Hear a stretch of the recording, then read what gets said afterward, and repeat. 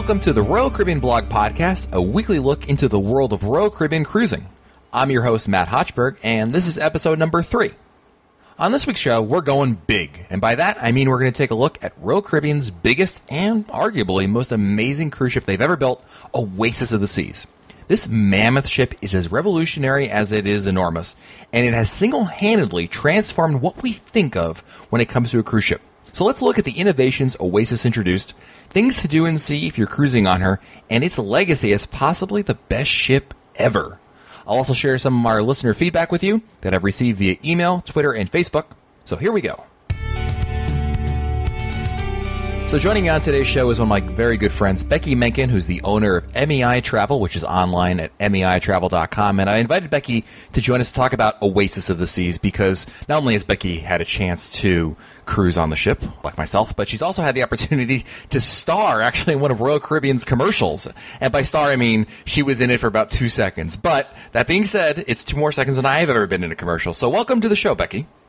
Thank you so much, Matt. And you're right. It really wasn't me, quote-unquote, starring. It was my hair flip, actually, that goes around as someone else is running up the stairs. But I'll take it. Yeah, well, I will place a link in our show notes to the commercial in question that Becky was in, and it was very cool. It was right after Oasis came online, right? Yeah, it was actually filmed during the previews of Oasis. We were lucky enough to be invited to check out the Oasis before it went out to the public, and we spent 2 glorious nights on the Oasis, and lucky enough we were able to actually stay in that loft suite, which of course is one of the reasons I'm so excited about the design of these ships. Absolutely. And, one of the things I was thinking about, Becky, was, why Oasis of the Seas and its sister ship, Allure of the Seas, has become such a huge success. Because even though it's been online for a couple of years now, the ship is still, one of the most, if not the most, exciting ships in Royal Caribbean's fleet. And people are just talking about it constantly. And, one of the things I was thinking about, Becky, is if we go back to, say, the Voyager class ships, which were in itself an innovation for Royal Caribbean, and they were, what they were, great ships. And then the next class was Freedom class. Now, but, Freedom class, not taking anything away from it, I do love my Freedom class ships.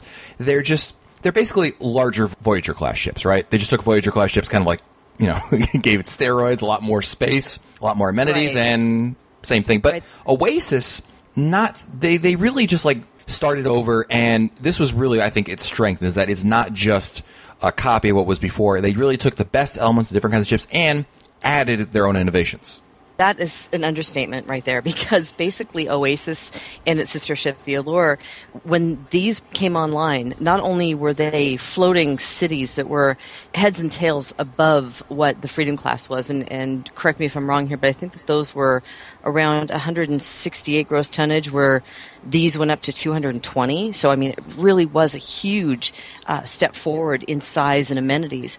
But it really did become the point where the ship became as much of the destination as the places the ships were going. Right. So they came upon this neighborhood concept and places and things for people to do to keep people on board the ships. And you're right, people can't stop talking about them. Well, I'm glad you mentioned the neighborhoods, because I think this really is the major innovation that's really under-mentioned. Because what they really did was they added a bunch of neighborhoods, and they said, okay, whatever, it's just different themed areas. Right. But it really does help make the ship seem smaller. And, there's 7 distinct neighborhoods on the Oasis class: Central Park, the Pool and Sports Zone, Vitality at Sea Spa and Fitness Center, Boardwalk, Royal Promenade, the Youth Zone, and the Entertainment Place. And you know what? They're not only are they very, very unique areas and they have their own feel to them, they're also, it really helps break up the ship. It's not just, a huge mall or just a huge, conglomerate of cabins and stuff slammed together. And I really think they did a great job with it. And I wanted to ask you, Becky, what's your favorite neighborhood on Oasis of the Seas?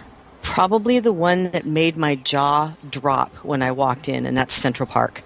Yes. When you first started looking at all of the concept art and the designage that started coming out from before it actually launched, you sat there and you looked at it and you went, well, there's some greenery in there, there's a couple paths, that looks really cool. But when you get on board and you walk into Central Park, it really is a tranquil gathering place, and you feel it's very quiet, and the path kind of slowly works its way through the entire neighborhood with little cafes and things on the sides and some water features, and you really forget that you're on a ship. I would say that is probably my favorite out of all of them. There's no question. I would be lying if I said I enjoyed any other neighborhood more than Central Park. I think, like you said, it's that amazing innovation. Again, what Royal Caribbean, they call it the wow factor, right? It's, bringing the wow to their guests. But, it's really that ability to go into somewhere, and this is something you've never seen before, an outdoor space that has greenery, like, Central Park you might find in New York, on a smaller scale, mind you. But it's really amazing, and it is, you use the phrase jaw-dropping. I think it's absolutely appropriate for when we're talking about Central Park here, because I remember my first cruise, it was on Oasis, that is, a balcony view of Central Park, and that was an amazing view, and I really enjoy it. The Boardwalk, I think, is beautiful, and the promenade is really cool, and the other areas are really, really nice. But at the end of the day, I really, really enjoy just spending time in Central Park, whether you're just sitting on a bench enjoying it, or on a balcony, or just walking through, maybe eating at one of the many, many, many, many restaurants right. that's on board. That brings us to the dining aspect, because on the last episode, Becky, we were talking about how I really feel like Oasis of the Seas revolutionized dining for Royal Caribbean, because it really took the notion of specialty restaurants and just, let's see how many restaurants we can put up there. And it really changed, how many specialty restaurants can be on one ship. So what was your experience coming into this? Because I think, like me, prior to going on Oasis, you've been used to cruise ships that had 2, 3 specialty restaurants at the most available to you. So how did this, what was your reaction when you first saw the dining options available to you? Wow. I was really wowed because there were a good mixture of not only dining experiences were included in the charge, but there were also the specialty restaurants, but there was a good balance of both. So, you go on some of these cruise ships now, and it feels like there's just one main dining room that's included in your fare, and everything else is $55 per person or more. This was one of those locations where the specialty pieces and the add-ons weren't all plus-ups in terms of cost. So you could really have a great experience, not do the same thing every day, and not have to spend additional money. Or you could choose to go to some of these really fancy places like 150 Central Park, which of course is their highest level of dining, which of course has also a chef's table, which I have to try when we go back. I've got to try that. And of course it has all of the typical Royal Caribbean staples that are familiar and so wonderful, like chops and so forth. But there are just so many choices. And again, it loops back around to making the ship its own destination. You don't have to leave and go into port if you don't want to, and experience another dining thing, another entertainment, other pieces and parts of different neighborhoods. You can do everything within 7 days and not do the same thing twice. You're right about that. There's so many great options. That's what I love. I love variety and I love choice. Knowing, maybe I'm not going to eat at all of them, but at least I know that I have the choice to. And if I change my mind, hey, something different to try. Exactly, because if you're out of a show, or if you've been out down the casino a little bit too long and you feel a huge hankering for a slice of pizza, you know that you can go up to the promenade and there's going to be Sorrentos there to grab your slice of pizza. Or if you just are coming from the pub, which is not too far down, and you need a slice of pizza, it's right there. How about those roast beef sandwiches at Park Cafe? Dude, that is living right there.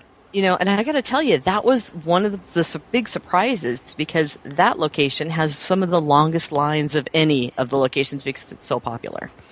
I love, love, love that little cafe. Yeah, absolutely. And again, Central Park. It's all about Central Park in the end. Yeah. And even into Central Park, the greenery. And I was so amazed that there was this wall of greenery that just goes up to the sides of the ship.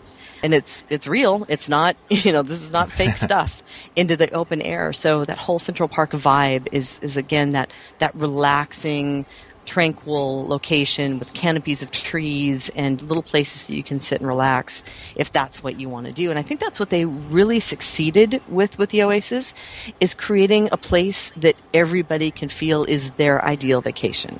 Absolutely. So, and the other thing too about Central Park that you mentioned, having a balcony that overlooked, I have a tough time helping myself and some clients who have a tough time deciding whether an ocean view now is better or that Central Park view, because it's a tough call between the two. Yeah, honestly, I'd pick Central Park or even Boardwalk over an ocean view balcony if I had a choice between the balconies. I think it's a really cool perspective to have on your cruise vacation. And if you look also at the Boardwalk, which you were mentioning a few minutes ago as well, that has so much energy, and that whole area, that whole neighborhood comes alive. especially with all the entertainment that goes on back there, including the Aqua Theater, which is one of my very favorite places to hang out and have an adult beverage. They have some great adult beverages back there. But one of my favorite locations for a cabin is actually those Aqua Theater suites with the balconies that are on the very tips of the ends. So you get the view of the Aqua Theater, you get the view of the boardwalk, and you get the water view off the back. So if you're looking for a mid-level suite to enjoy all of those phases, that is one of my very favorite types of accommodations on board. Yeah, let's talk about some of the cabins, because there's a lot of different staterooms that are available. We mentioned some of the balconies that are available, but really the one I think that stands out the most are those loft suites. In said commercial that we talked about earlier, that was the cabin that actually you were checking out for yourself. How awesome are these loft suites? And try to play this down for me, because I'm going to be tempted to book something immediately after this, because they look amazing, and I'm hoping you're going to tell me it's really not that great, because they just look amazing. So if I try to sit here and say they really suck, you're not gonna catch on to that, because there's no way that I can tell you that anything was wrong with them. All right, here's the only negative about these loft suites is that you have to get your bags up the stairs to the bedroom area. That's the only downplay about the whole thing. Other than that, wow, you're in a New York apartment. You walk in, there's a living area, which is a very nice large space that, of course, leads up, a staircase leads up to a loft bedroom that overlooks that space, and it's floor to ceiling windows that have this beautiful view of nothing but ocean or whatever you're facing. They were just completely mind-blowing, amazing, jaw-dropping. My only other problem with it is that the time I sailed in it was only 2 nights. I need like a 7-night sailing in one of those suites. Oh, yeah, you have to.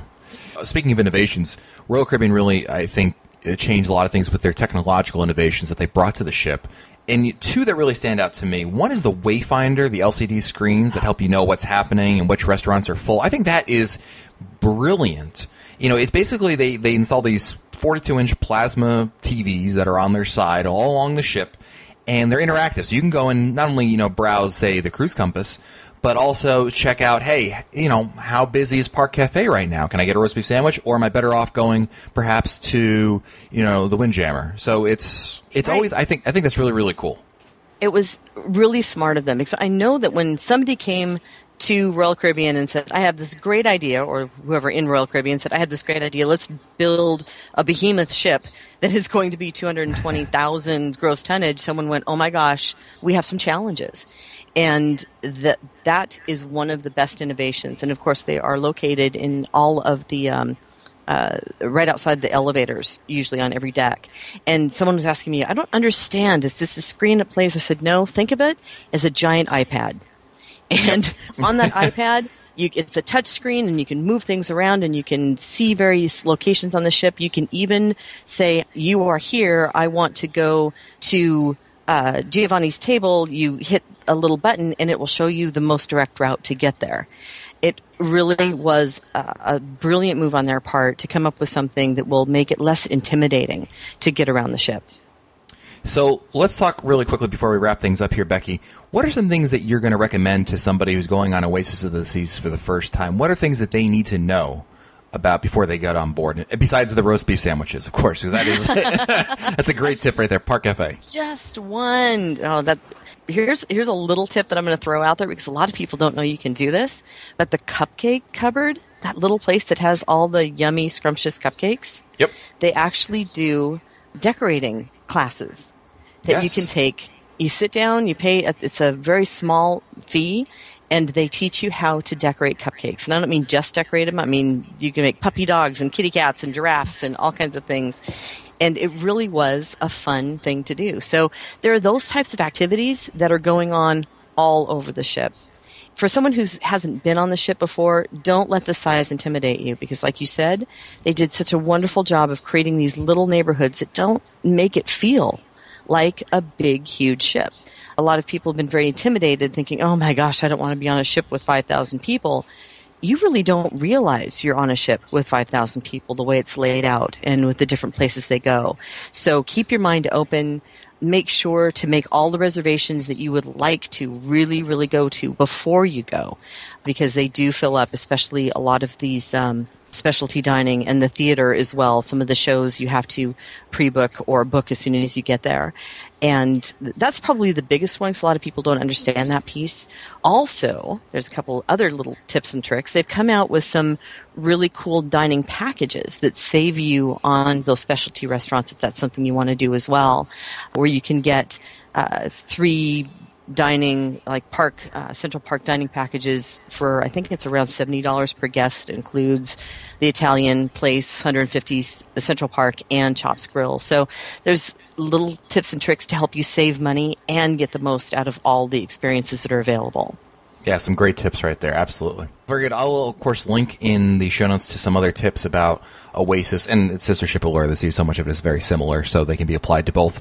And before we get going, now, Becky, you're the first guest we've had on this podcast, but oh no, you're starting a trend because with all guests, we want to get to know our guests a little bit better. So I'm going to ask you some quick questions about how you like to cruise on Royal Caribbean, and so just say the first thing that comes to your mind. Okay. Okay. Matt, I know you too well, so I'm slightly frightened right now, but go ahead. Shoot. It's all good. All right, here we go. Favorite restaurant on a Royal Caribbean ship? Oh, I have 2, but I'm going to say Chops Grill. Okay. Preferred drink while on a Royal Caribbean cruise? A Bailey's Butterball. Bailey's Butterball, okay. Oh my gosh. Oh, I won't now. Favorite port of call to visit? Ooh. Oh, that's a hard one. I'm going to circle around and say, you know what? I like Labadee. It's hard to go wrong with those Labadoozies. Am I wrong? Oh my gosh. All right, last question. Favorite song on the radio or your iPod, or in your case, a Droid today? Oh, probably These Small Wonders. These Small Wonders. That's Jason Mraz? No, it's... No, I know the guy. Matchbox 20 guy, right? Yes. Yeah. Rob Thomas. There you go. Yeah. I actually heard that about 4 times today, but that's one of my very, very favorite tunes. Awesome. Well, thank you, Becky, for joining us and helping us out and talking about an amazing ship, Oasis of the Seas. Thank you so much for having me. Ever since we started this podcast, I wanted to make sure that your feedback, your comments, and your thoughts were an integral part of this show, and we're going to continue that with some shout-outs. First of all, to Twitter. We had some great feedback on Twitter from some of our best listeners, including Bryce Griffler, who's actually just back from a cruise on Radiance of the Seas and gave me some great feedback on his cruise. Gabriella KB, who wrote, listened, loved it, and reviewed it on iTunes. Thanks, Matt. Appreciate that, Gabriella. And Sean McNamara, who had an idea, says, loving the new podcast, a possible show idea, wading through the many promotions offered by Royal Caribbean and travel agencies. And I think, Sean, that's a great idea, and we should definitely do a show about that in the future. Back to emails, Peter from Scotland wrote back again and said, regarding our specialty restaurants episode, we never use the main dining room, not even my time. We prefer to do our own thing. For us, the great thing on Royal Caribbean is having a fabulous stateroom, hence the Grand Suite. Okay, costs $1.50, but we reckon it's worth it. Well, can't argue with the Grand Suite there, Peter, so it's obviously you're taking advantage of that, and that's awesome. And the best thing about Royal Caribbean, again, is everyone can do whatever they want. You want to eat in the Windjammer every night? No problem. You want to eat in your Grand Suite? Well, Peter, I'll be on the same cruise as you, so I can eat there with you, but we can do that as well. That's what's flexibility is the name of the game. Lastly, Robert Vanover emailed us and said, if you plan on doing ship reviews, please consider Freedom of the Seas. Robert would love to do Freedom of the Seas. It's one of my favorite ships. I've been on there a couple times. Actually, I know someone I have in mind to come on here, perfect person, in fact, to talk about Freedom of the Seas with me. So we'll definitely be doing that on an upcoming show. And hey, we want your feedback as well. So I encourage you to send me your thoughts as you listen to the podcast by tweeting us, posting a message on Facebook, emailing us, or just posting a comment on the site. If you think I'm wrong, tell me. And if you agree, I like hearing that too, so let me know about that as well. On Twitter, we are at the RCL blog. On Facebook, we're at facebook.com/Royal Caribbean blog. Or you can email us, matt@RoyalCaribbeanblog.com, or call the Royal Caribbean blog voicemail by calling 408-6-ROYAL-6. That's 408-676-9256. And you never know, maybe we'll play your voicemail on the show as well. So, until next time, I'm Matt Hochberg, and we'll talk again soon.